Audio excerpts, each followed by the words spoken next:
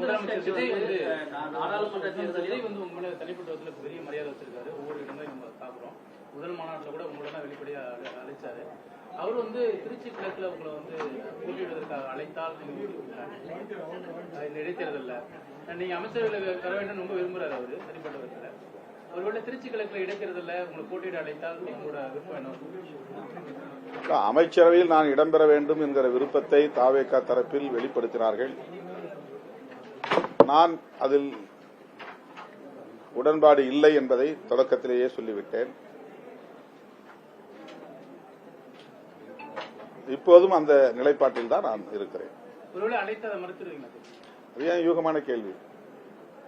எல்லாமே யூகமான கேள்வி கேட்டு யூகமா பதில் சொல்லி அதை நீங்க வந்து திசை திருப்பி திரிபுவாதம் செய்து அவதூறு பரப்புவதுதான் வழக்கமா இருந்து கொண்டிருக்கிறது. யூகமான கேள்விகளுக்கு இங்கே இடமில்லை. காங்கிரஸ் வந்து நாடாளுமன்ற தேர்தல் அடுத்து உள்ளாட்சி தேர்தல் எல்லாத்துலயுமே வந்து தாவேகாவுடன் கூட்டணி அப்படின்றத வந்து உறுதிப்படுத்தி அவங்க அந்த முடிவை எடுத்துட்டாங்க. நாங்க அப்படி இந்த முடிவை நாங்க எடுத்தது இடதுசாரிகள் எப்படி வெளியிலிருந்து ஆதரவு தெரிவிக்கிறார்களோ அதை போல்தான் நாங்களும் ஆதரவு தெரிவிப்பது என்ற முடிவை எடுத்தோம்.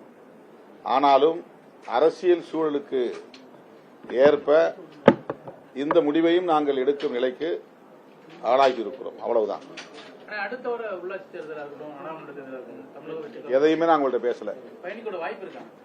அப்புறம் திரும்ப ஒரு யூகமான கேள்வி இருக்கு. அது தேர்தல் வரட்டும், தேர்தல் நேரத்தில் பேசலாம்.